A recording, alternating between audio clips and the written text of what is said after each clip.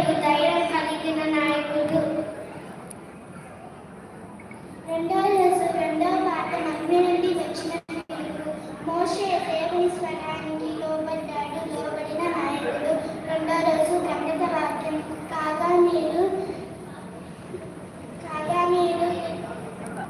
నా మాట శ్రద్ధగా విని నా నిబంధన గురించి అనుసరించి నడిచిన ఎడల మీరు సమస్త దేశ జనులలో నాకు స్వకీయ సంపాద్యమగుదురు. నిర్గమకాండము 19:5. మీలో ఎవరికైనా జ్ఞానం కొద్దుగా ఉన్న ఎడల అతడు దేవుని అడగవలెను, అప్పుడు అది అతనికి అనుగ్రహింపబడును. ఆయన ఎవరిని గద్దింపక ధారాళంగా దయచేయవాడు. యాకోబు 1:5. మూడో రోజు పాఠం జ్ఞానం కోసం విజ్ఞాపన.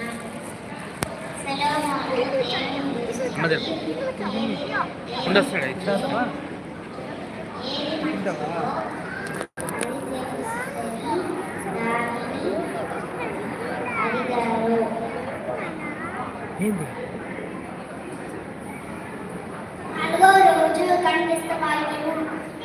నీ స్వబుద్ధిని ఆధారంగా చేసుకున్నప్పుడు నీ పూర్ణ హృదయంతో యెహోవా ఎంతో నమ్మకం ఉంచు. సామెతలు 3:5.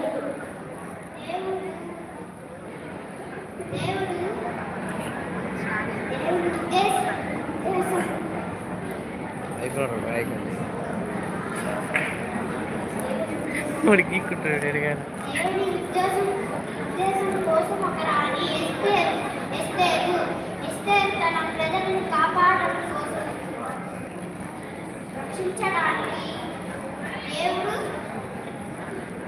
దేవుడు ఎన్నుకున్న నాయకురాలు. ఐదో రోజు ముగ్గురు భార్యలు శద్రకు, మేషకు, అబేద్నెగో దేవుని కోసం నిలబడ్డ నాయకులు. ఐదో రోజు కట్టల వాక్యం.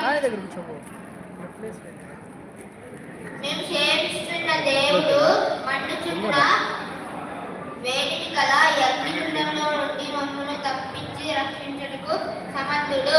కీర్తనలు 127:3.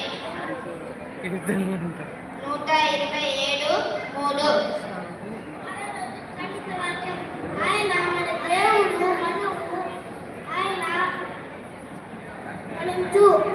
ప్రజలము ఆయన వైపు గొర్రెలము. కీర్తనలు 5:6.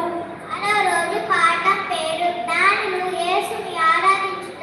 ముగ్గురు జ్ఞానులు వచ్చి బంగారము, సాంబ్రాణి, బోళం తీసుకొని వచ్చి యేసుని ఆరాధించారు. ఏడవ రోజు పాట పేరు చిన్నపిల్లలను రానివ్వండి. ఖండిత వాక్యం. కుమారుడు యెహోవా అనుగ్రహించు శ్వాసము, గర్భఫలము ఆయన ఇచ్చు బహుమానమే. కీర్తనలు 127. యెహోవా నా యందుకు చిన్నపిల్లలను రానివ్వండి. దేవుని రాజ్యం ఇలాంటి వారిదే అని చెప్పాను. 8వ రోజు పాఠం. ఒక మార్గము ఏర్పరచు ప్రేమ. పక్షవాయమును రోగి గల వ్యక్తిని స్నేహితుడు యేసు వద్దకు పైకప్పు విప్పి యేసు వద్దకు వచ్చినప్పుడు యేసు స్వాస్థపరచను. అందుకు 8వ రోజు పట్టస వాక్యం. నీవు లేచి నీ పరుపెత్తుకొని ఇంటికి పోము. మార్కు 2:11. 8వ రోజు